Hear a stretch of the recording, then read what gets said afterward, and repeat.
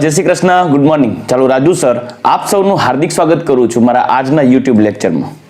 દીકરાઓ લાસ્ટ લેક્ચરની અંદર આપણે નીલ બોહરના પરમાણુ નમૂનાની શરૂઆત કરી ગયા અને મેં પહેલા જ કીધું હતું કે ભાઈ નીલ બોહરનો પરમાણુય નમૂનો એ સમજવા માટે પણ એક ડેરિંગ હોવું જોઈએ, કેમ કે એને એટલી ડિટેલમાં ડિસ્કશન કરેલું છે, એટલું ડિટેલમાં પરમાણુના નમૂના અંગેની વાતો કરેલી છે, જે પૈકી આપણે લાસ્ટ લેક્ચરની અંદર કોઈ પણ પરમાણુમાં ઇલેક્ટ્રોનની ગોઠવણી કેન્દ્રની ફરતે કેવી રીતે થયેલી હોય તો નીલ બોહરના મતાનુસાર કોઈ ચોક્કસ માન્ય શક્તિ સ્તર એટલે કે કક્ષામાં જ તેની ગોઠવણી થયેલી હોય તેને ઇલેક્ટ્રોનનું શક્તિ સ્તર અથવા તો ઇલેક્ટ્રોનની કક્ષા તરીકે ઓળખવામાં આવે છે। કોઈ પણ ઇલેક્ટ્રોન કેન્દ્રની ફરતે કોઈ ચોક્કસ કક્ષામાં ગોઠવાયેલો હોય, રેન્ડમલી ગોઠવાયેલો ન હોય અને એ ઇલેક્ટ્રોન કે જે કક્ષામાં ગોઠવાયેલ છે તે ચોક્કસ કોણીય વેગમાન સાથે પરિભ્રમણ કરે છે। એ કોણીય વેગમાનનું મૂલ્ય હશે nh/2π, mvr = nh/2π। ત્યાર પછી આપણે ડિરાઈવ કરી ગયા તો એ માન્ય કક્ષાનું કેન્દ્રથી અંતર કેટલું એટલે n નંબરની કક્ષાનું કેન્દ્રથી અંતર કેટલું તમારે જાણવું હોય તો એના માટે સૂત્ર ડિરાઈવ કરી ગયા, બરાબર। અને એનું સામાન્ય સૂત્ર જે આપણે ઓવરઓલ શોર્ટકટ માટે સૂત્ર માટે આપણે બનાવ્યું કે ભાઈ તે 0.529 એટલે 0.529 n²/z રેડી એંગસ્ટ્રોમમાં ને 52.9 n²/z લેશો તો pm માં રેડિયસની વેલ્યુ આવશે। આ સૂત્ર આપણે તાર્યું હતું, બરાબર। ઓકે, એને અનુવર્તી અમુક શોર્ટકટ સૂત્ર પણ બનાવી દીધા હતા, ક્વેશ્ચન કેમ સોલ્વ કરો એની વાત કરી ગયા। હવે આજે આપણે જોશું એ નીલ બોહરના પરમાણુના નમૂના માટેનો આગળનો ત્રીજો પોસ્ચ્યુલેટ। હવે એવું કહે છે કે ભાઈ જ્યારે ઇલેક્ટ્રોન કોઈ માન્ય કક્ષામાં કોણીય વેગમાન કોઈ ફિક્સ ચોક્કસ કોણીય વેગમાન સાથે પરિભ્રમણ કરતો હોય ત્યારે કોઈ એનું ચોક્કસ વેગ હોય છે, સ્પર્શકની દિશામાં એનો વેગ હોય। મતલબ જ્યારે કેન્દ્રની ફરતે વર્તુળાકાર માર્ગમાં કોઈ n કક્ષામાં જ્યારે ઇલેક્ટ્રોન કેન્દ્રથી r અંતરે હોય ત્યારે સ્પર્શકની દિશામાં તેનો વેગ હોય v, ઇલેક્ટ્રોનનું દળ m, બરાબર। તો આ વેગ v કેટલો આ ક્વેશ્ચન થાય। કોઈ પણ પરમાણુમાં કેન્દ્રની ફરતે કક્ષામાં ઇલેક્ટ્રોન જ્યારે અચળ કોણીય વેગમાન સાથે પરિભ્રમણ કરતો હોય ત્યારે ઇલેક્ટ્રોનનો વેગ કેટલો હોય। કોઈ પૂછે કે હિલિયમ પરમાણુની બીજી કક્ષામાં રહેલા ઇલેક્ટ્રોનનો વેગ કેટલો, હાઇડ્રોજનનો ઇલેક્ટ્રોન માનો કોઈ ત્રીજી કક્ષામાં જમ્પ મારીને જાય તો ત્યારે તે ઇલેક્ટ્રોનનો વેગ કેટલો, પહેલી કક્ષામાં ઇલેક્ટ્રોનનો વેગ કેટલો, કોઈ પણ પરમાણુની કોઈ પણ કક્ષામાં તેમનો વેગ કેટલો હોય ઇલેક્ટ્રોનનો એ ગણતરી કઈ રીતે કરવી એની વાત કરીએ। તો દીકરો આપણે જાણો છો કે ભાઈ mvr = nh/2π જેને બોહર ક્વોન્ટાઇઝેશન તરીકે ઓળખવામાં આવે છે। આપણે ગઈકાલે વાત કરી ગયા કે ભાઈ નીલ બોહર ક્વોન્ટાઇઝેશન જરૂર આપ્યો પણ એને એ ક્લિયર નહોતું કે nh/2π જેટલો કોણીય વેગમાન શા માટે હોય, તો બોહર ક્વોન્ટાઇઝેશનનો જ ઉપયોગ કરીએ। ચાલો mvr = nh/2π જેમાં r ની કિંમત આ સૂત્ર ઉપરથી મૂકી દઈએ તો mvr એટલે n² h²ε0 π mze²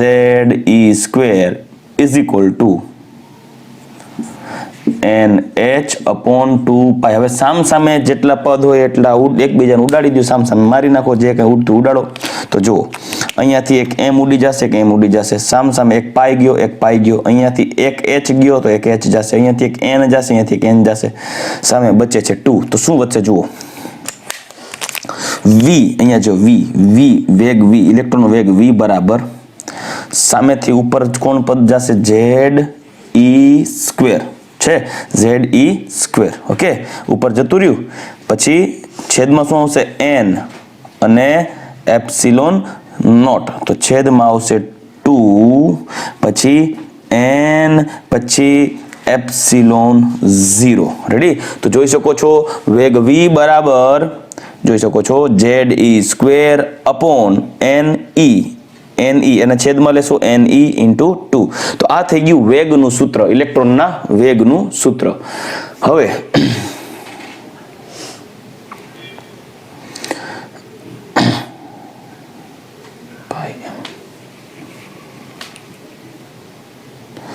એક ભૂલ ઈ કરીએ છીએ સૂત્રમાં, એક એરર છે h ની, જો આ h રહી ગયો, h ને પણ નીચે ઉતારવું પડશે તો એક લખી નાખીએ અહીંયા h। ચાલો રેડી, હવે આ વેગ v નું સૂત્ર બની ગયું। હવે આમાં જે અચળ મૂલ્ય છે એ મૂલ્યને સાઈડમાં કાઢી લઈએ તો અચળ મૂલ્ય કયું છે જુઓ, Z પરમાણુ ક્રમાંક છે તો બદલતો રહેશે. જે પરમાણુ વિશે તમને પ્રશ્ન પૂછ્યો હોય કે ભાઈ હિલિયમની બીજી કક્ષાના ઇલેક્ટ્રોનનો વેગ કેટલો, તો બીજી કક્ષા એટલે n બદલો, હિલિયમ પરમાણુ એટલે Z એનો 2 હોય. હાઇડ્રોજનની પહેલી કક્ષાના ઇલેક્ટ્રોનનો વેગ કેટલો, તો હાઇડ્રોજન માટે Z એક કક્ષા પહેલી. હાઇડ્રોજનનો ઇલેક્ટ્રોન જમ્પ મારી ત્રીજી કક્ષામાં જાય તો એ હાઇડ્રોજનના ઇલેક્ટ્રોનનો વેગ કેટલો, તો n બરાબર 3. હાઇડ્રોજન માટે Z1. લિથિયમના ઇલેક્ટ્રોનની વાત કરીએ તો Z3 આવે. મતલબ Z અને n વેરિયેબલ હોય, બદલતા રહેશે. તો એક કામ કરો, જે અચળ છે ને આગળ લઈ લ્યો અને જે બદલતા રહે છે ને પાછળ લઈ લ્યો. બરાબર, આને સમીકરણ ખાસ યાદ રાખજો, વેગનું સમીકરણ છે. હવે એમાં અચળ શું છે, તો E² અચળ, 2 અચળ, E0 એપ્સિલોન નોટ અચળ, H પ્લાન્ક કોન્સ્ટન્ટ અચળ. તો V is equal to E² by 2 epsilon naught H into Z by n. તો આની કિંમત મૂકીએ, અચળો જે છે અચળાંકોની કિંમત મૂકતા તો હું તમને ડાયરેક્ટ હવે એની જે વેલ્યુ આવશે ડાયરેક્ટ લખી દઉં છું. તમારે જે સૂત્ર યાદ રાખવાનું છે તે V is equal two 2.18 into 10⁻6. આ અચળનું મૂલ્ય E² અપોન E એટલે ચાર્જ છે, E² upon 2 epsilon naught H ની વેલ્યુ 2.18 ઇન્ટુ 10⁻6 ઉપર Z નીચે n into Z by n. Unit થશે મીટર પ્રતિ સેકન્ડ. મીટર પ્રતિ સેકન્ડ આ વેગનું સૂત્ર બની ગયું દીકરાઓ, ખાસ યાદ રાખજો. 2.18 ગુણ્યા 10⁻6 Z ના છેદમાં n મીટર પ્રતિ સેકન્ડ. આ સૂત્ર ભૂલતા નહીં. આ વેગ માટેનું સૂત્ર છે, જો મિક્સ થવાના ચાન્સીસ છે. R માં શું હતું, R માં હતું n² બાય Z. બરાબર, વેગમાં છે તો કે Z બાય n, એટલે ભૂલ ન ખાજો. R માં આપણે જોઈ ગયા n² બાય Z, વેગ માટે Z બાય m. R માં અહીંયા વેલ્યુ હતી 52.9 pm માટે, 2.18 10⁻6 મીટર પ્રતિ સેકન્ડ માટે. આ સૂત્રો છે ને યાદ રાખવાના છે તમારે, એટલે સૂત્રો લખી દઉં છું. તો આને આધારે આ વેગનું સૂત્ર તો આપણે ડિરાઈવ કરી લીધું છે. નેક્સ્ટ આપણે મુદ્દા જોશું અને એ હશે કોઈ પણ માન્ય કક્ષામાં ઇલેક્ટ્રોન જે છે એનો ચોક્કસ વેગ તો આપણે શોધી શકાય, કઈ કક્ષામાં છે, કઈ પરમાણુનો ઇલેક્ટ્રોન વિશે વાત કરે છે. પણ તમને એવું પણ પૂછે ને, ઇલેક્ટ્રોનનો વેગ જાણો છો, ઇલેક્ટ્રોનનું કેન્દ્રથી અંતર જાણી શકો કક્ષાના કેન્દ્ર સુધીના અંતરને આધારે, એટલે કે R ના વેલ્યુના આધારે. પણ ઇલેક્ટ્રોનની ઉર્જા કેટલી છે એ મોસ્ટ ઇમ્પોર્ટન્ટ પોઈન્ટ છે. તો એ આપણે આગળ ડિસ્કસ કરીએ એની પહેલા, જેમ ત્રિજ્યા માટે આવા શોર્ટકટ સૂત્ર ડિરાઈવ કરેલા હતા, એમ આના માટે પણ એક ડિરાઈવ કરી લઈએ. પછી આને આધારે પ્રશ્ન પૂછાય કેવી રીતે સોલ્વ કરવા એ ચર્ચા કરશું. પહેલા તો એક આ સૂત્ર જોઈ ગયા, બરાબર, આ મોસ્ટ ઇમ્પોર્ટન્ટ છે. હવે તો કે હવે હું એક કામ કરું, તમને હું એમ કહી દઉં કે વેગ V1 કોઈ એક પરમાણુના કોઈ એક ઇલેક્ટ્રોનને અનુસંગત વાત કરીએ અને એનો વેગ V1 લઈએ તો V1 બરાબર 2.18. જોજો પહેલા સૂત્ર તારવી દઉં, પછી આપણે એને અનુસંધાને કોઈ ક્વેશ્ચન કેમ સોલ્વ કરવાની વાત કરશું. એનો પરમાણુ ક્રમાંક Z1 કહી દઉં, એની કક્ષાનો ક્રમાંક N1 કહી દઉં, મીટર પ્રતિ સેકન્ડ.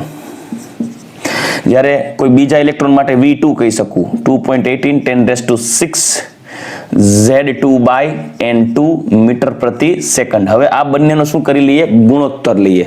તો ગુણોત્તર લઈ લે તો ઇલેક્ટ્રોનનો વેગ V1 ના છેદમાં વેગ V2 બરાબર સમાન પદાવલી ઉડી જશે, Z1 ના છેદમાં N1 ના છેદમાં Z2 ના છેદમાં N2. તો છેદનો છેદ અંશમાં આવશે અને આ છેદમાં ગુણાઈ જશે.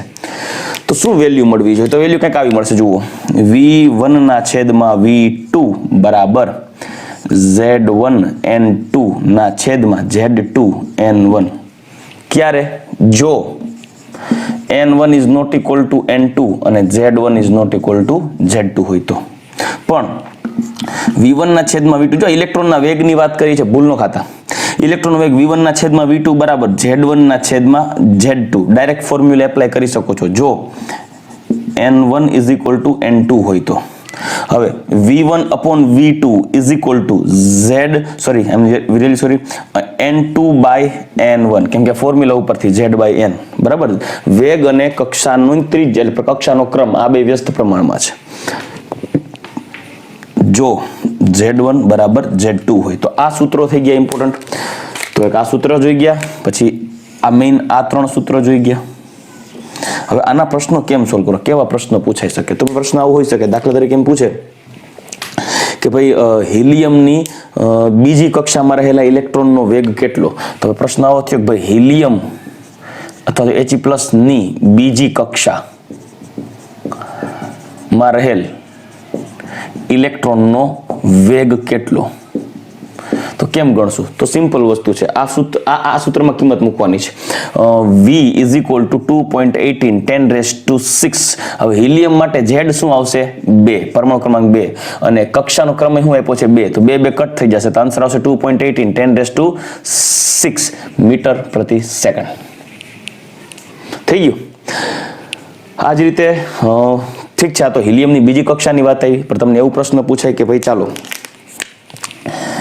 હાઇડ્રોજનની n=1 કક્ષાના ઇલેક્ટ્રોનનો વેગ માનો કે x છે, તો હિલિયમની n=4 કક્ષાના ઇલેક્ટ્રોનનો વેગ કેટલો? મતલબ તમારે x ને અનુસંધાને પ્રશ્ન જવાબ માંગ્યો છે.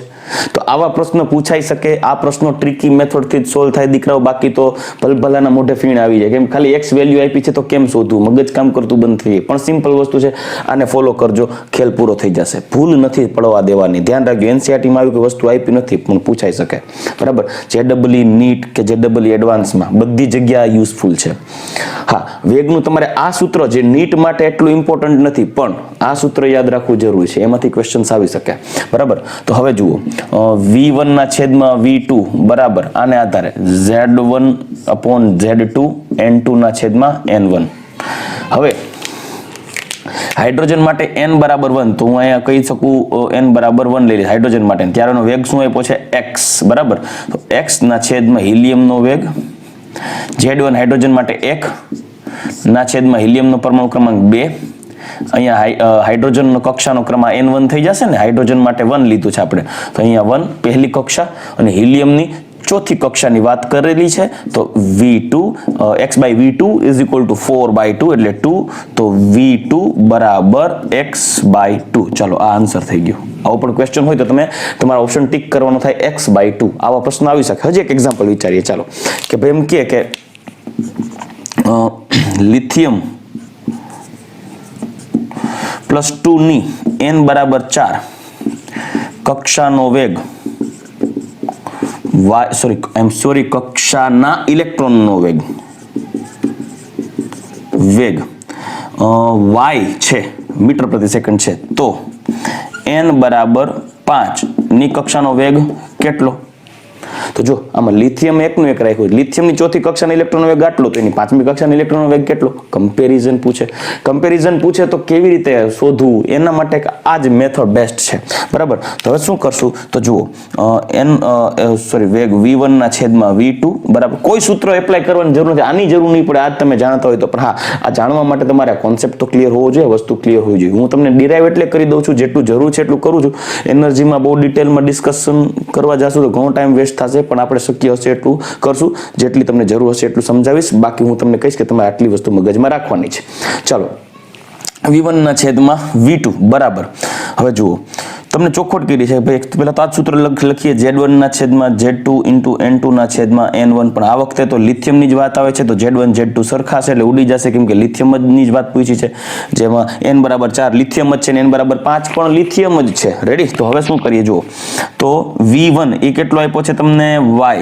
V2 પૂછ્યું છે, ચાલો N2 એટલે પાંચમી કક્ષા માંગી છે, N1 એટલે ચોથી છે, તો માટે V2 = 4y/5. ચાલો, આ આન્સર.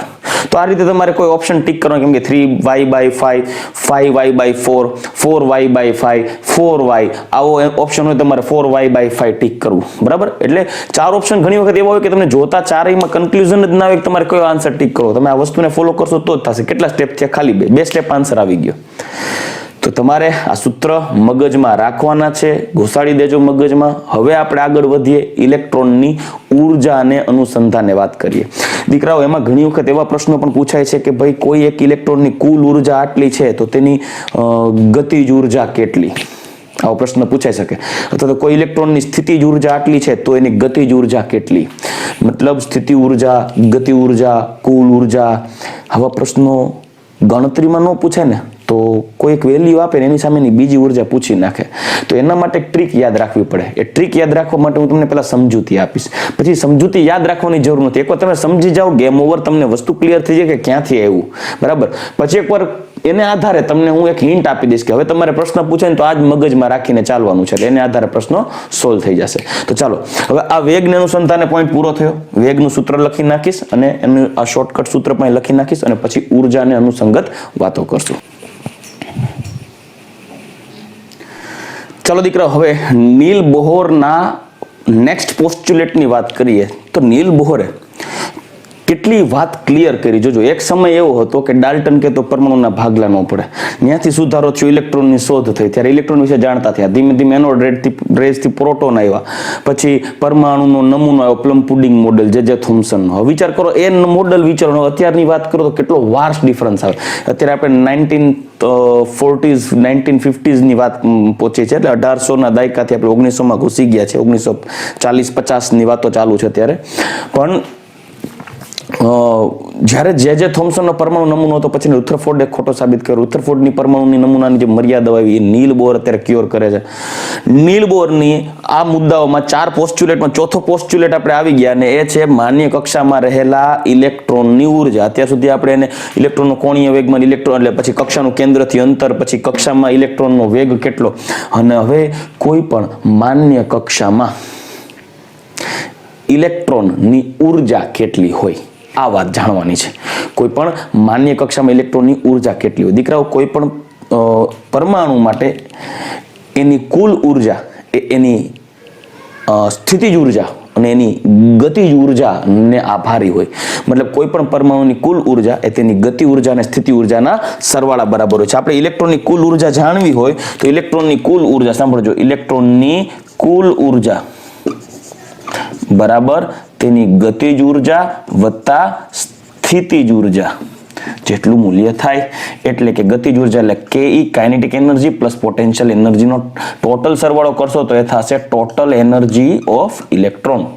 તો હવે આપણે શું કરવું પડશે તો કે હવે આપણે શોધવું પડશે કે ભાઈ ઇલેક્ટ્રોનની ગતિ ઉર્જા કેટલી, ઇલેક્ટ્રોનની સ્થિતિજ ઉર્જા કેટલી. અને આધારે દીકરા મસ્ત રિલેશન ડેવલપ થશે અને પછી કુલ ઉર્જાનો પોઈન્ટ લઈ અને કુલ ઉર્જા ઉપર આપણે ડિટેલમાં આગળ વધશું. સ્થિતિ ઉર્જા અને ગતિ ઉર્જા વિશે આપણે બહુ ઊંડા નહીં ઉતરીએ, પણ સમજાવી દઈશ, રિલેશન સમજાવીશ. પોટેન્શિયલ એનર્જી, કાઇનેટિક એનર્જી અને ટોટલ એનર્જી વચ્ચેનો.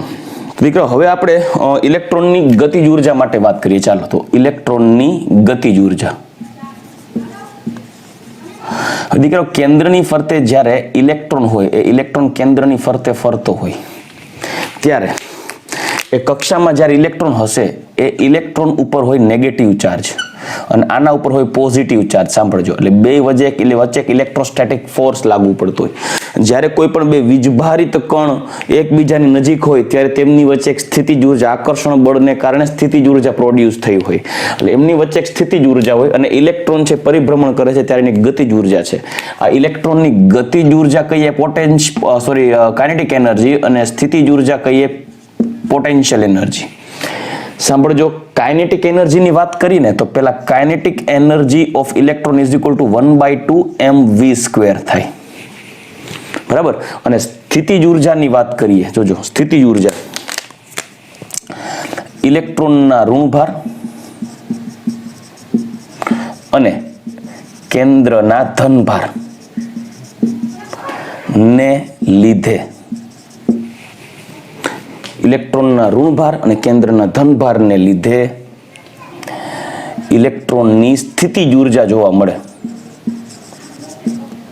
Pe નું મૂલ્ય કેટલું થાય તો એ Pe is equal to 1/4 pi epsilon naught Q1 Q2 upon R. દીકરા, તમારે ફિઝિક્સમાં ભણવાનું આવશે. સ્થિતિજ ઉર્જાનું સૂત્ર છે.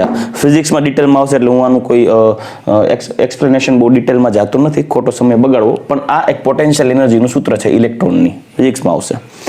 જે અહીંયા ઇલેક્ટ્રોનનું કેન્દ્રથી અંતર છે આ ધનભાર અને આ ઋણભારને કારણે, અથવા તો કોઈ Q1 ને ઇલેક્ટ્રોનનો વીજભાર કહું તો પોટેન્શિયલ Q2 ને હું કેન્દ્રનો ધનભાર કહું. પણ યાદ રાખજો દીકરાઓ, પોટેન્શિયલ એનર્જી જ્યારે દર્શાવતા હોય ત્યારે વીજભારની નિશાની પણ બતાવવી પડે. આ ચોખવટ કરી દઉં, વીજભારની નિશાની પણ બતાવવી પડે જ્યારે તમે પોટેન્શિયલ એનર્જી દર્શાવતા હોય ત્યારે. ઓકે, શું મૂલ્ય આવશે, ઇલેક્ટ્રોનની પોટેન્શિયલ એનર્જી શું હોય, કાઇનેટિક એનર્જી શું હોય, એ આપણે 1 by 1 ડિસાઇડ કરીએ. તો સૌથી પહેલા આપણે લઈએ ઇલેક્ટ્રોનની ગતિજ ઉર્જાનું મૂલ્ય. ઇલેક્ટ્રોનની ગતિજ ઉર્જાનું મૂલ્ય કોઈ ક્યારેક ગણવાનું થાય તો કામ આવે એટલે કરી દઉં, બરાબર, સાબિતી આપી દઉં. ચાલો એક કામ કરીએ. Kinetic energy ke is equal to 1/2 m into v square. આપણી પાસે વેગ હમણાં જ આપણે ડિરાઈવ કરી ગયા, વેગનું મૂલ્ય આવ્યું z e square upon 2h e0 n, બરાબર. તો એક કિંમત મૂકીએ, v ની કિંમત મૂકી દઈએ. તો જુઓ 1/2 m into v એટલે z e square upon 2h epsilon naught n, 2h epsilon naught n એનો હોલ સ્ક્વેર થઈ જશે. તો હવે કિંમતો એપ્લાય કરીએ. ચાલો જુઓ 1/2 m into z square e raised to 4 by 4h square e0 square n square થાય. હવે ઓવરઓલ તમે જ્યારે સાદુરૂપ આપો ત્યારે m ઇલેક્ટ્રોનનું દળ, z એ કોઈ પણ પરમાણુ માટેનો પરમાણુ ક્રમાંક, E છે એ વીજભાર એટલે કે કુલંબિક વીજભાર, 4 તો અચળ છે, h પ્લાન્ક અચળાંક, એપ્સાઇલોન નોટ એ પણ એક અચળાંક છે, અને અહીંયા આવશે n સ્ક્વેર. આ n છે માન્ય કક્ષાનો ક્રમ. તો તમે અહીંયા જોશો તો માટે કાઇનેટિક એનર્જી માં જે અચળ છે ને આગળ રાખીએ અને વેરિયેબલ ફેક્ટર્સ છે ને પાછળ રાખીએ. તો જુઓ m into e raised to 4 divide by 4 દુ 8 એટલે અહીંયા 8 કરી નાખું છું, h square e0 square, m e raised to 4 4h square e0 square. હવે બાકી બચે z square upon n square. તો અહીંયા ગુણ્યા z square upon n square આવું લખી નાખું છું. તો હવે આ બધાની અચળનું મૂલ્ય એપ્લાય કરતા, તો મૂલ્ય એપ્લાય કરો તો શું થશે? આનું મૂલ્ય થશે 13.6 z square upon n square electron વોલ્ટમાં. સાંભળજો, 13.6 z square upon n square electron વોલ્ટમાં. તો દીકરા આ થઈ ગયું ગતિ ઉર્જાનું મૂલ્ય. યાદ રાખજો, કોઈ પણ ઇલેક્ટ્રોન માટેની ગતિજ ઉર્જાનું મૂલ્ય કેટલું થશે લખી દઉં, 13.6 z square upon n square. શેમાં આવશે? ઇલેક્ટ્રોન વોલ્ટમાં. આ તારવી દીધું. ચલો આપણે હજી તો સ્થિતિજ ઉર્જા શોધવાની છે, કુલ ઉર્જા શોધવાની છે, ઘણો ખેલ બાકી છે. તમને એમ થાય સર આ તો ઇલેક્ટ્રોન વોલ્ટમાં છે, જૂલમાં શોધવું હોય તો શું કરવું? તો એક વસ્તુ ક્લિયર કરી દઉં કે ભાઈ 1 ઇલેક્ટ્રોન વોલ્ટ બરાબર 1.6022 into 10⁻⁻19 કુલમ્બ થાય.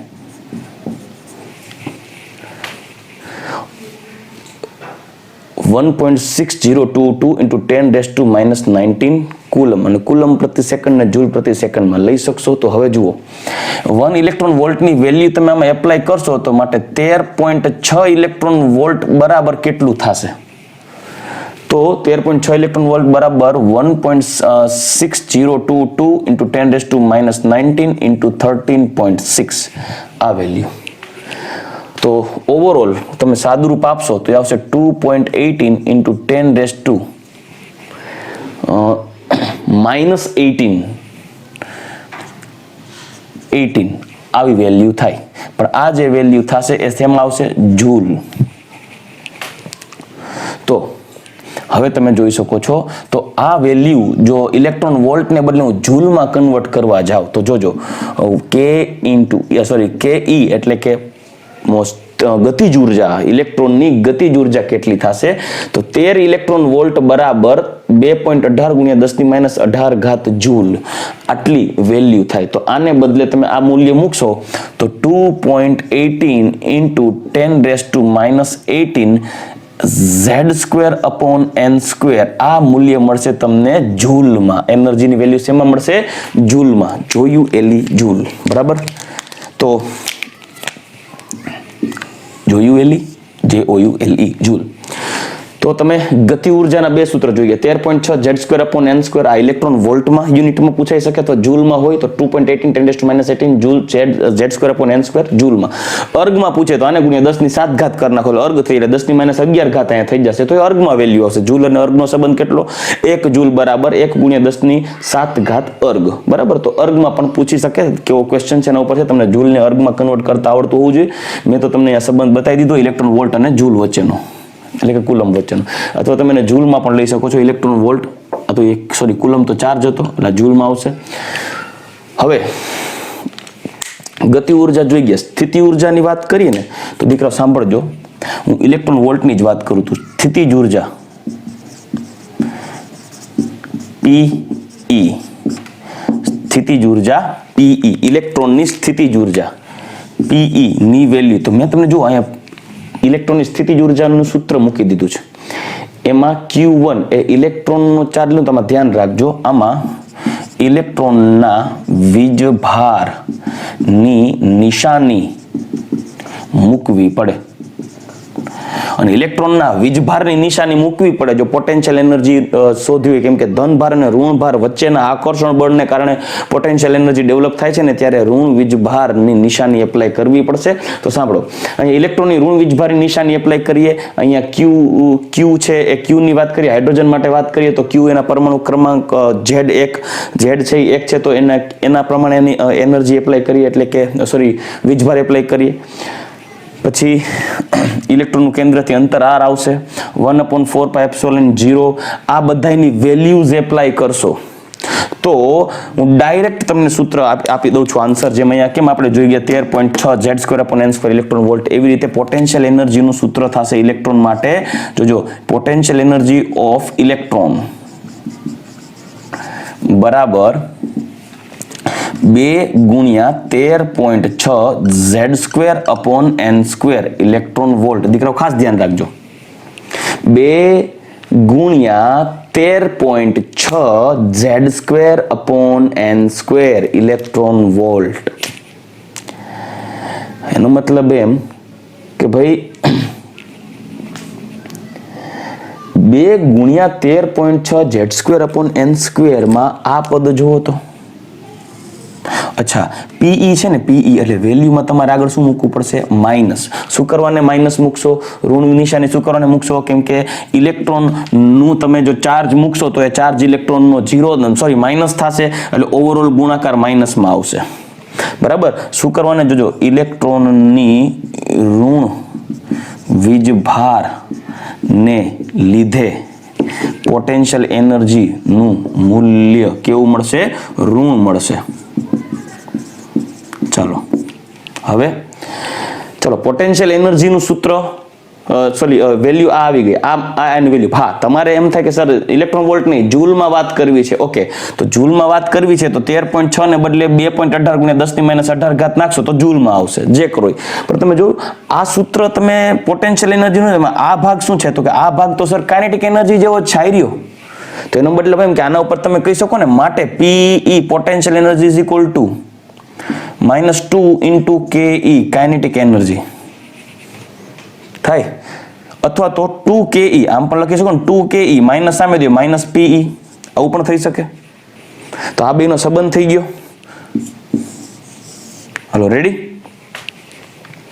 હવે આ થઈ ગયું પોટેન્શિયલ એનર્જીનું સૂત્ર, આ થઈ ગયું કાઇનેટિક એનર્જીનું સૂત્ર. તો કુલ ઉર્જાનું મૂલ્ય કેટલું થાય? તો ઇલેક્ટ્રોનની કુલ ઉર્જા કેટલી થાય? આ કુલ ઉર્જા total energy of electron is equal two kinetic energy plus potential energy. દીકરાઓ, નોટ્સ તમે લખી લ્યો. તમારે આટલું એક્સપ્લેનેશન, આ બધા સૂત્રો આપણે ડિરાઈવ કર્યા છે તે લેવા જાય. તમારે ડાયરેક્ટ શું યાદ રાખવાનું છે? ભાઈ, ઇલેક્ટ્રોન કોઈ પણ માન્ય કક્ષામાં જે ઇલેક્ટ્રોન આટા મારતો હોય એની ગતિજ ઉર્જા પૂછે, વેગ નહીં. વેગ અલગ વસ્તુ છે, ગતિ ઉર્જા અલગ છે. વેગ v હોય, ગતિ ઉર્જા 1/2mv² હોય. ડિટેલમાં ક્વેશ્ચન પૂછી નાખે, ગતિ ઉર્જા પૂછાઈ જાય તો ગતિ ઉર્જા થાય 13.6 Z²/n² ઇલેક્ટ્રોન વોલ્ટ, અને સ્થિતિજ ઉર્જા થાય તો કે 2 KE જેટલું. 2 KE એટલે 2 * 13.6 13.6 Z²/n². વેલ્યુ પોટેન્શિયલ એનર્જીની માઇનસમાં આવશે. રિમેમ્બર, યાદ રાખજો, કેમ કે ઇલેક્ટ્રોન માટેની વાત છે, ઇલેક્ટ્રોનનો ચાર્જ માઇનસ હોય એટલે માઇનસ લેવું પડશે. ઓકે, તો પોટેન્શિયલ એનર્જી અને કાઇનેટિક એનર્જી વચ્ચેનો રિલેશન જોઈ ગયા. આમાંથી ક્વેશ્ચન કેવી રીતે આવશે પછી જોશું. પહેલા આપણે એક કામ કરીએ, ટોટલ એનર્જી નું સૂત્ર શોધી લઈએ. બરાબર, તો પહેલા તો કોઈ પણ માન્ય કક્ષામાં રહેલા કુલ ઇલેક્ટ્રોનની જે કુલ ઉર્જા છે, એ કુલ ઉર્જા તેમની ગતિ ઉર્જા અને સ્થિતિ ઉર્જાના સરવાળા બરાબર હોય છે. તો આ બેના પદનો સરવાળો કરી, આ બે વેલ્યુઝ ને સરવાળો એપ્લાય કરીએ ત્યારે જોઈએ શું થાય છે. બરાબર, ચાલો દીકરાઓ, અત્યાર સુધી જેટલા મુદ્દા ભણી ગયા છે હું 1 by 1 સૂત્ર લખતો જ જાઉં છું. અને અત્યારે અહીંયા પણ મેં લખી દીધું છે કે ભાઈ કોઈ પણ ઇલેક્ટ્રોનની ગતિજ ઉર્જાનું મૂલ્ય કેટલું થાય, જોજો અહીંયા માઇનસ નિશાની થયો. પોટેન્શિયલ એનર્જીનું મૂલ્ય કેટલું થાય, તમારે કોઈ પણ ઇલેક્ટ્રોન માટે પોટેન્શિયલ એનર્જી પૂછે કે કાઇનેટિક એનર્જી પૂછે તો સૂત્ર તમે મૂકશો એટલે તમને આન્સર મળી જશે.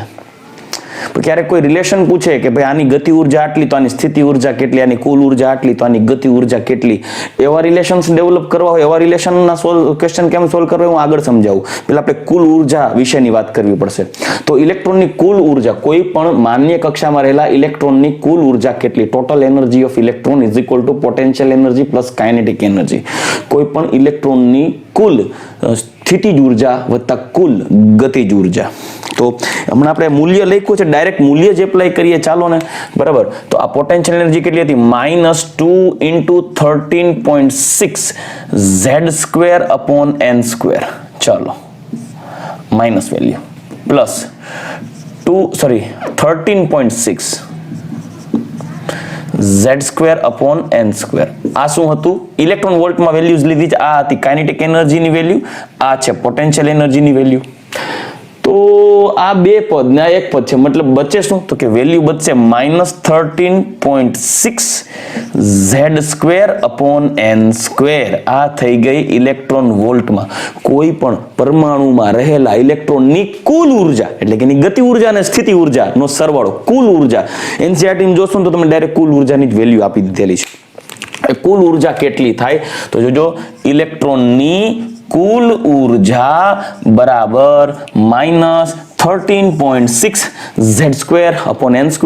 હવે પાછું એકવાર યાદ કરાવી દો, એક ઇલેક્ટ્રોન વોલ્ટ બરાબર 1.602 × 10⁻19 જૂલ. જોયું એલી જૂલ. આ એક ઇલેક્ટ્રોનનો જે વીજભાર છે એનું જૂલમાં વેલ્યુ 1 ઇલેક્ટ્રોન વોલ્ટ થાય.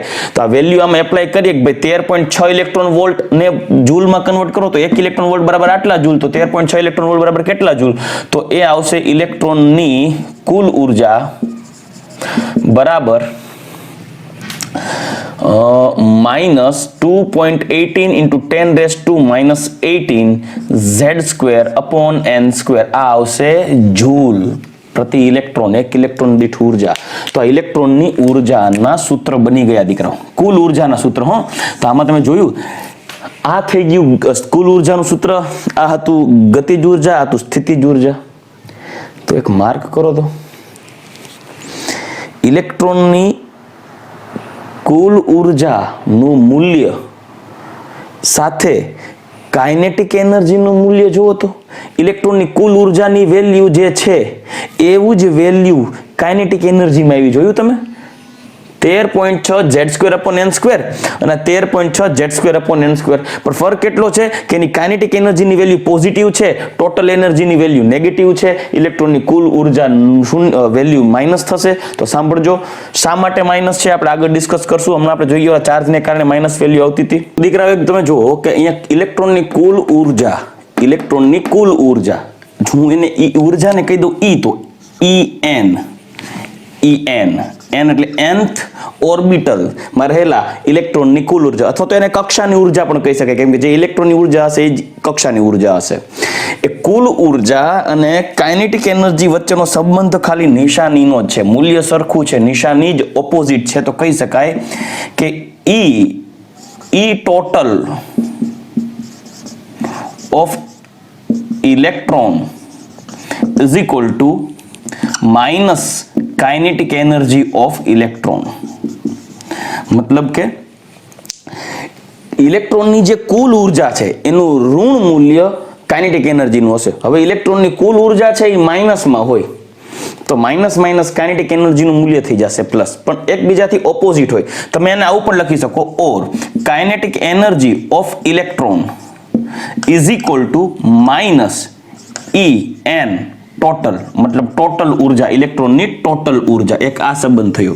જ્યારે બીજો સંબંધ શું જોઈ ગયા તો કે ભાઈ potential energy of electron is equal to minus KE, અથવા તો minus KE sorry minus PE is equal to અહીંયા માઇનસ 2 કેઈ આવે, બરાબર? કેમ કે પોટેન્શિયલ એનર્જી કરતા કાઇનેટિક એનર્જી નું મૂલ્ય અડધું હોય, એટલે કાઇનેટિક એનર્જી ગુણ્યા 2 કરશો ત્યારે પોટેન્શિયલ એનર્જી આવશે.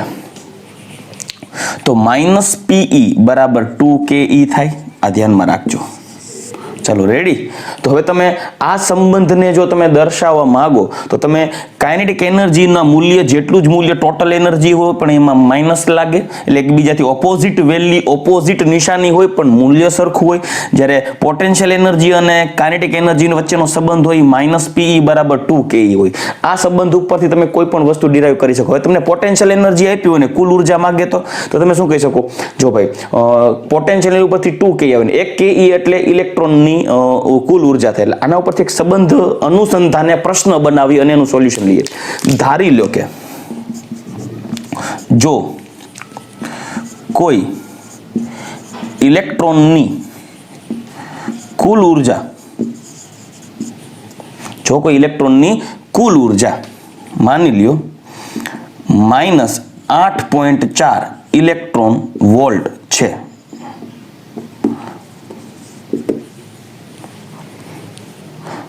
માઇનસ 8.4 ઇલેક્ટ્રોન વોલ્ટ છે કુલ ઉર્જા, તો તેની પોટેન્શિયલ એનર્જી અને કાઇનેટિક એનર્જી નું મૂલ્ય કેટલું? તો તમે જોઈ શકો છો. હવે શું કરશું? આ સંબંધ જોવાનું કે ભાઈ કેઈ ની વેલ્યુ હશે એના કરતા ઓપોઝિટ એટલી જ વેલ્યુ પણ ઓપોઝિટ સાઇન કેની હશે? Total energy. આપણી પાસે ટોટલ એનર્જી છે તો જો kinetic energy is equal to minus E total, તો kinetic energy is equal to E total હતું માઇનસ 8.4, તો કેટલું મૂલ્ય આવશે? 8.4 ઇલેક્ટ્રોન વોલ્ટ. તમારે કાઇનેટિક એનર્જી માટે શું ટીક કરવું પડશે? 8.4. સમજાઈ ગયું?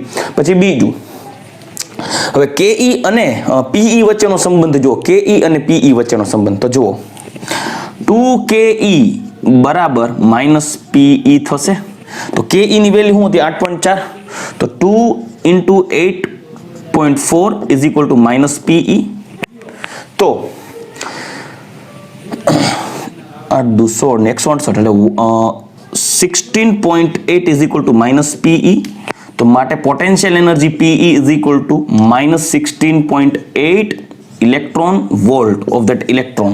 તો જોયું તમે, આ ઇલેક્ટ્રોનની કુલ ઉર્જા માઇનસ 8.4 ઇલેક્ટ્રોન વોલ્ટ છે, તો એની પોટેન્શિયલ એનર્જી માઇનસ 2 PE થાય. તો આના ઉપરથી એક સંબંધ આવી ગયો. જો માઇનસ માઇનસ સેમ થાય, માટે એક નવો સંબંધ પોટેન્શિયલ એનર્જી અને કાઇનેટિક ટોટલ એનર્જી માટેનો. તો ભાઈ potential energy of electron is equal two 2 En total, એટલે કે ઇલેક્ટ્રોનની ટોટલ ઉર્જા, ઇલેક્ટ્રોનની ટોટલ ઉર્જા અથવા તો ઇલેક્ટ્રોનની કુલ ઉર્જા.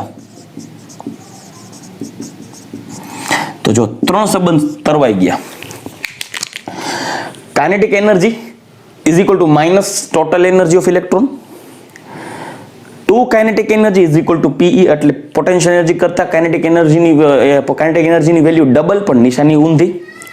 અને potential energy is equal two 2 કેઈ, એટલે સોરી 2E, 2E એટલે ટોટલ એનર્જી બમણી, પોટેન્શિયલ એનર્જી કરતા ટોટલ એનર્જી બમણી હશે. તો રેડી? તો જોઈ શકો તો ટોટલ એનર્જી ગુણ્યા 2 કરશો ત્યારે પોટેન્શિયલ એનર્જી મળશે. તો આ સંબંધને આધારે તમે આવા પ્રશ્નોનું નિરાકરણ કરી શકો કે કોઈ ઇલેક્ટ્રોનની કુલ ઉર્જા 8.4 છે તો એની સ્થિતિજ ઉર્જા કેટલી? તો માઇનસ 8.4 હોય તો માઇનસ 16.8 થશે, નિશાની એની જ રહેશે. પણ જો એની કુલ ઉર્જા માઇનસ 8.4 છે તો એની પોટેન્શિયલ એનર્જી કેટલી, સ્થિતિ ઉર્જા કેટલી થાય? તો એ થઈ જશે કુલ ઉર્જા માઇનસ 8.4 છે તો ટોટલ કાઇનેટિક એનર્જી વેલ્યુ એ જ આવશે, પણ પ્લસમાં આવશે 8.4 ઇલેક્ટ્રોન વોલ્ટ. ચલો, તો હવે આ મુદ્દો, આ પ્રશ્નને કેમ સોલ્વ કરવો એની વાત તો કરી ગયા, ઇલેક્ટ્રોનની કુલ ઉર્જા તો જોઈ ગયા, પણ મુદ્દો એક ખાસ, જેમ રેડિયસ ઝેડ એપ્સાઇલોન નોટ એને આધારે જે આપણે પ્રશ્ન સૂત્ર બનાવતા હતા એવી રીતે પોટેન્શિયલ એનર્જી અને કાઇનેટિક એનર્જીનો ટોટલ સ્થિતિ ઉર્જા અને ગતિ ઉર્જાનો ટોટલ સરવાળો મેં તો આ એક ટ્રીકને આધારે, મતલબ આંકડાને આધારે તમને કુલ એનર્જીનું સૂત્ર ડિરાઈવ કરી દીધું. પણ તમારે એ જ સૂત્ર E of n એટલે n બરાબર કક્ષાનો ક્રમ, કોઈ પણ ઇલેક્ટ્રોનની ઉર્જાનું મૂલ્ય કેટલું થાય તો એ સૂત્ર આવી રીતે લખવાનું થાય 2 - 2 e raised to 4 pi square z square m upon n square h square. હવે આ સૂત્રની આ વેલ્યુ ક્યાંથી આવી ને એ તારવી દઉં છું તમને. તો -2 e raised to 4 pi square m upon h square, આ અચળ માઇનસ m નું m, અને અહીંયા z square upon n square, આ અચળનું મૂલ્ય મૂકશો ને એટલે 13.6 આવશે ઇલેક્ટ્રોન વોલ્ટમાં, z square upon n square. આ En ટોટલ એનર્જી, ઇલેક્ટ્રોનની કુલ એનર્જીનું મૂલ્ય ઇલેક્ટ્રોન વોલ્ટમાં આવી રહ્યું, એ અહીંયાથી આવે છે. એટલે તમે સરવાળાને આધારે પણ મેળવી શકો, આ રીતે પણ મેળવી શકો. કઈ રીતે મેળવવું એનાથી યારે કોઈ સંબંધ નથી તમારે ડાયરેક્ટ આ આંકડા ઉપર જ ધ્યાન રાખવાનું છે. ઓકે, તો અહીંયા આપણે પોઈન્ટ જોઈ ગયા, કોઈ પણ ઇલેક્ટ્રોનની ઉર્જાનું કુલ મૂલ્ય, એમની સ્થિતિજ ઉર્જાનું મૂલ્ય, એમની ગતિજ ઉર્જાનું મૂલ્ય કેટલું થાય, એ સંબંધ પણ તારવી દીધો તમને. રેડી? હવે કોઈ પણ ઇલેક્ટ્રોનની ટોટલ એનર્જી કેટલી હોય, મેક્સિમમ એનર્જી, જેને કહીએ ઇલેક્ટ્રોન મહત્તમ એનર્જી કેટલી ધારણ કરી શકે, જેમ જેમ ઇલેક્ટ્રોન કેન્દ્રથી દૂર જતો જશે તેમ તેમ તેની એનર્જીમાં શું ફેરફાર થતો જશે, એના વિશે આપણે થોડી ચર્ચા કરી લઈએ. ચાલો દીકરાઓ, હવે આપણે ઉર્જાનું સૂત્ર મેળવી લીધું છે. કોઈ પણ માન્ય કક્ષા n, એટલે કે n બરાબર 1 2 3 4 5 6, કોઈ પણ કક્ષામાં રહેલા ઇલેક્ટ્રોનની ઉર્જા કેટલી છે એ આ સૂત્રને આધારે ગોતી શકાય. -13.6 z square upon n square electron વોલ્ટમાં, આ સૂત્ર અહીંયા રહ્યું.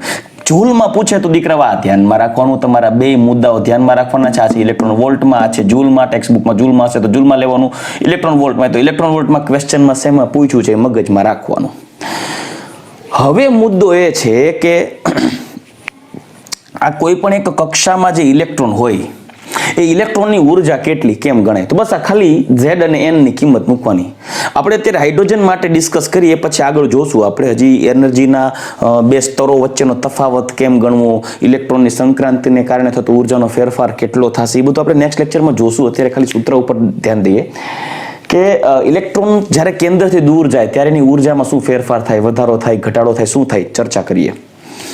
દીકરાઓ, તમે જાણો છો કે વેલ્યુ જો મેથેમેટિકલી નેગેટિવ વેલ્યુ હોય તો જેમ ઋણ મૂલ્ય મોટું તેમ મૂલ્ય નાનું કહેવાય. મતલબ -13 અને -3 -3 મોટો અંક કહેવાય, મગજમાં રાખજો.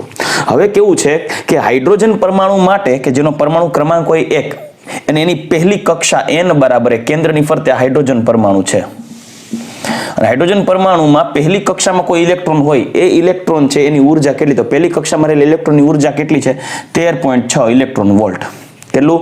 13.6 ઇલેક્ટ્રોન વોલ્ટ. ક્યાંથી કાઢ્યું? અહીંયા z બરાબર 1, 1 નો વર્ગ 1, અને પહેલી કક્ષા n બરાબર 1, તો 1 સ્ક્વેર 1, તો 1 ના છેદમાં 1, એટલે જવાબ આવશે 13.6. તો હાઇડ્રોજનનો ઇલેક્ટ્રોન જ્યારે પહેલી કક્ષામાં હોય ત્યારે તેની ઉર્જા 13.6 ઇલેક્ટ્રોન વોલ્ટ માઇનસ હોય. હા, તમને એમ થાય હિલિયમ હોય તો હિલિયમ હોય ત્યારે તમારે z બરાબર 2 લેવું પડે, તો 13.6 અને 2 નો વર્ગ 4, તો 13.6 ગુણ્યા 4 થાય, એટલી ઉર્જા થાય. જોયું? એટલે જેમ helium, hydrogen, helium, lithium, barium, boron, z વધતો જશે એટલે અસરકારક કેન્દ્રીય ધનભાર વધશે, ઇલેક્ટ્રોન કેન્દ્ર તરફ ખેંચાયેલો છે, એની ઉર્જાનું મૂલ્ય ઘટતું જાય. કેમ કે જેમ ઇલેક્ટ્રોન કેન્દ્રની નજીક આવતો જાય ને એમ ઉર્જાનું મૂલ્ય ઘટતું જાય. પણ અત્યારે આપણે આના ઉપર ચર્ચા કરશું, બહુ ડિટેલમાં નથી જતો, નકર તો માંડ ભેગું કર્યું એ નીકળી જશે. હવે જ્યારે એ જ ઇલેક્ટ્રોનને માનો કે તમે બહારથી કોઈ ઉર્જા આપી અને ઇલેક્ટ્રોન ઠેકડો મારીને આગળ જતો રહ્યો, માનો કે ઇલેક્ટ્રોન બીજી કક્ષામાં છે, તો બીજી કક્ષામાં ઇલેક્ટ્રોનની ઉર્જા કેટલી હશે, તો કાંઈ વાંધો નહીં. હાઇડ્રોજનનો એક ઇલેક્ટ્રોન જ્યારે બીજી કક્ષામાં જાય, અત્યારે હાઇડ્રોજનના ઇલેક્ટ્રોનની આ પહેલી કક્ષામાં ઉર્જા છે એ 13.6 ઇલેક્ટ્રોન વોલ્ટ છે. બરાબર? કેટલી છે? 13.6 ઇલેક્ટ્રોન વોલ્ટ. પણ માનો કે એનો જ ઇલેક્ટ્રોન છે બીજી કક્ષામાં હોય તો, કેન્દ્રથી દૂર બીજી કક્ષામાં હોય તો બીજી કક્ષામાં હોય તો એ ઇલેક્ટ્રોનની ઉર્જા કેટલી થશે? -3.4 ઇલેક્ટ્રોન વોલ્ટ. આ આંકડો શક્ય હોય તો યાદ રહેશે તો બહુ સારું રહેશે. બરાબર? નહીતર ગણતરી કરી લેવી પડે. હાઇડ્રોજન માટે અહીંયા આવશે 1, 1 સ્ક્વેર 1, અને અહીંયા બીજી કક્ષા એટલે n, તો n બરાબર 2, તો 2 નો વર્ગ થાય 4, તો 13.6 ભાગ્યા 4, આન્સર આવશે 3.4 માઇનસ ઇલેક્ટ્રોન વોલ્ટ. મતલબ કે જ્યારે હાઇડ્રોજનનો ઇલેક્ટ્રોન પહેલી કક્ષામાં હોય ને ત્યારે એની ઉર્જા 13.6 ઇલેક્ટ્રોન વોલ્ટ હોય, પણ જ્યારે બીજી કક્ષામાં આવે ને ત્યારે એની ઉર્જા વધીને 3.4 ઇલેક્ટ્રોન વોલ્ટ, એટલે કે -3.4 ઇલેક્ટ્રોન વોલ્ટ થઈ જાય. ઉર્જા વધી ગઈ. જોયું કેટલી વધી? તમે કેટલી ઉર્જા આપશો? તો તમે 13.6 માંથી 3.4 એટલે તફાવત લેશો તો આન્સર આવશે -10.2 ઇલેક્ટ્રોન વોલ્ટ. તો ડિફરન્સ કેટલો આવ્યો? ડિફરન્સ આવ્યો -10.2 ઇલેક્ટ્રોન વોલ્ટ. મતલબ કે તમે જ્યારે હાઇડ્રોજનના ઇલેક્ટ્રોનને, પ્રથમ કક્ષામાં જો હાઇડ્રોજન છે એનો ઇલેક્ટ્રોન છે, એના ઇલેક્ટ્રોનને કે જેની ઉર્જા -13.6 ઇલેક્ટ્રોન વોલ્ટ છે, તેને તમે 10.2 ઇલેક્ટ્રોન વોલ્ટ જેટલી બહારથી ઉર્જા આપો. હાલે ભાઈ તું આટલી ઉર્જા 10.2 ઇલેક્ટ્રોન વોલ્ટ, તો એ ઇલેક્ટ્રોન શું કરશે? એટલી ઉર્જા લઈ અને કહેશે હાલો લબાચા પેક કરો, કેમ કે આપણી પાસે હતી 13.6 ઇલેક્ટ્રોન વોલ્ટ, એમાં પાછી 10.2 ઇલેક્ટ્રોન વોલ્ટ એડ કરી એટલે આવશે પ્લસ 10.2 ઇલેક્ટ્રોન વોલ્ટ જેટલી એક્સ્ટ્રા એનર્જી પ્રોવાઈડ કરો છો તો એની એનર્જી વધી જશે. -13.6 ઇલેક્ટ્રોન વોલ્ટ જેટલી ઉર્જા હતી અને એમાં 10.2 ઇલેક્ટ્રોન વોલ્ટ જેટલી વધી ગઈ, એટલે ઉર્જાનો વધારો થઈ ગયો. કેટલી વધી ગઈ? 3.4 માઇનસ, એટલે -3.4 ઇલેક્ટ્રોન વોલ્ટ બની જાય. ત્યારે એ ઇલેક્ટ્રોનનું કોણીય વેગમાન કેટલું થઈ જશે? h/π, NH/2π પ્રમાણે h/π કોણીય વેગમાન થઈ જશે. કોણીય વેગમાન પણ બદલે, એનો વેગ પણ બદલે, કેમ કે વેગ પણ આની સાથે સંબંધ ધરાવે છે. વેગનું સૂત્ર જોઈ ગયા 2.8 × 10⁶. રેડી? ચાલો, તો વેગનું સૂત્ર પણ હમણાં આપણે જોઈ ગયા હતા, જે આપણે ક્યાં ગયું અંતર છે ઇલેક્ટ્રોનનો વેગ આવી રહ્યો છે z/n, બરાબર? તો વેગ શું થશે જુઓ. તો વેગ ઇલેક્ટ્રોનનો ઘટશે. કેમ ખબર પડી? આના ઉપરથી ખબર પડી જાય. વેગ ઇલેક્ટ્રોનનો n ના વ્યસ્ત પ્રમાણમાં, એટલે જેમ પહેલી કક્ષામાંથી બીજી કક્ષામાં ઇલેક્ટ્રોન જાય ને ત્યારે એનો વેગ ઘટી જશે. ઠીક છે, કેટલો વેગ થાય તો ગણી શકાય, પણ ધ્યાનમાં રહે કે ઘટે છે.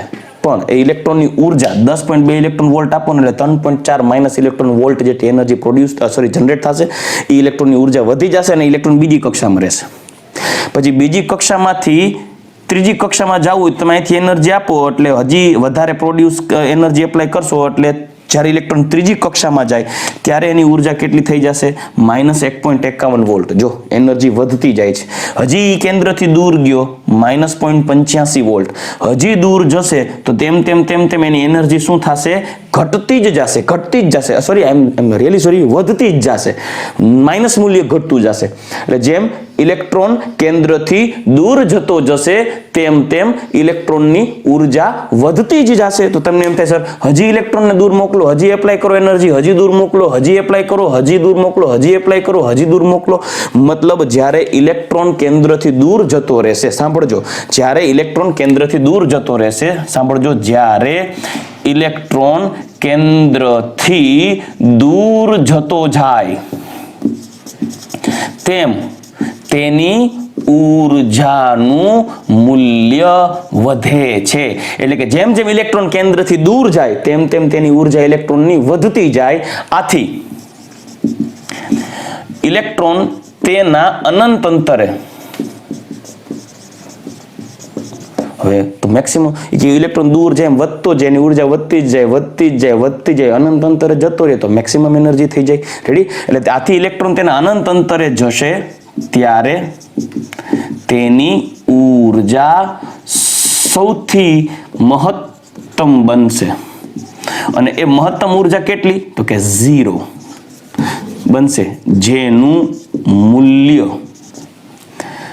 0 ઇલેક્ટ્રોન વોલ્ટ છે. મતલબ E infinite for electron is equal to 0 electron volt. ઇલેક્ટ્રોનની મહત્તમ ઉર્જા 0 ઇલેક્ટ્રોન વોલ્ટ હોય. એટલે ઇલેક્ટ્રોનની મહત્તમ ઉર્જા 0 ઇલેક્ટ્રોન વોલ્ટ હોય. એ પણ અનંત અંતરે હોય ત્યારે, કોઈ પણ જાતનું આકર્ષણ બળ ન હોય ત્યારે. હવે એનું મતલબ એમ કે ઇલેક્ટ્રોન આકર્ષાયેલો હોય ત્યારે અનંત અંતરે તો ન કહેવાય, એટલે અનંત અંતરથી નજીક કહેવાય કેન્દ્રની, અને કેન્દ્રની નજીક હોય ત્યારે 0 કરતા એની ઉર્જા હજી ઓછી થઈ જશે, એટલે માઇનસમાં વેલ્યુ હોય ઇલેક્ટ્રોનની ઉર્જાનું. હા, તમને એમ થાય હવે આ હાઇડ્રોજનનો ઇલેક્ટ્રોન છે, આ પહેલી કક્ષામાં છે, 13.6 ઇલેક્ટ્રોન વોલ્ટ માઇનસ છે. હવે આને કેટલી ઉર્જા આપું કે ઇલેક્ટ્રોન વયો જાય સાવ અનંત અંતર? અનંત અંતર એટલે એનું આયનીકરણ થઈ જવું, સિમ્પલ વસ્તુ છે.